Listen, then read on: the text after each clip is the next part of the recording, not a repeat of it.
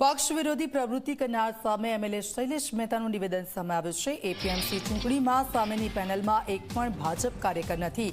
પક્ષ વિરુદ્ધ કામ કરનારનું લિસ્ટ હાઈકમાન્ડને આપીશું। ડભોઈ એપીએમસીમાં 35 વર્ષમાં પહેલીવાર ભાજપનું ખાતું ખુલ્યું।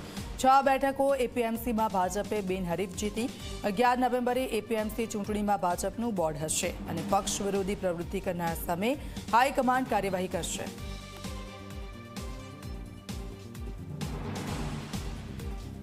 જિલ્લા ભાજપના સંગઠનની આજે રચના થવાની છે ત્યારે આપણી સાથે ડભોઈના ધારાસભ્ય શૈલેષભાઈ મહેતા છે, તેમની સાથે વાત કરીશું। શૈલેષભાઈ, સંગઠનની રચના છે, કયા પ્રકારના મહામંત્રી, ઉપપ્રમુખ, મંત્રી, ખજાનચી હોવા જોઈએ? પાર્ટીના કાર્યકરો અને પાર્ટીને લાભ કરાવી શકે એવા આગેવાનો હોવા જોઈએ, એવા સંગઠનમાં સ્થાન મળવું જોઈએ। તમારા મતે કોણ હોવું જોઈએ? આમાં અમારો મત ના હોય, પાર્ટીનો જ મત હોય, પાર્ટીના વફાદાર હોય, પાર્ટીના કામમાં લાગ્યા હોય, પાર્ટીને મજબૂત કરી શકાય એ લોકોને હોદ્દા આપવાના હોય। અચ્છા, ડભોઈ એપીએમસી ચૂંટણીમાં તમારી મંચ પરથી ચેલેન્જ હોવા છતાં પણ ફોર્મ પરત નથી ખેંચ્યા અને ચૂંટણી થઈ રહી છે, શું કહેશો?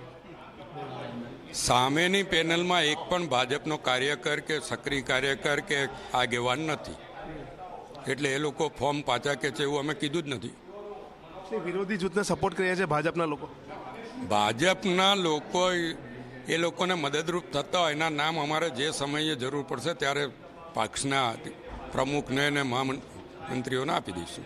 પહેલી વખત ડભોઈ એપીએમસી સમરસ થાય, શૈલેષભાઈ એનું નામ મોટું ન થાય, પાર્ટીનું નામ મોટું ન થાય, એનામાં કોને રસ છે? 35 વર્ષથી ભાજપનો એક પણ સભ્ય એપીએમસીમાં નથી।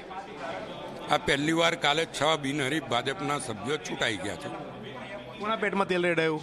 એ તો જેને બી રેડાય, પણ અત્યારે શરૂઆત ભાજપની થઈ ગઈ છે એપીએમસીમાં અને 11 તારીખે ભાજપનું બોર્ડ હશે।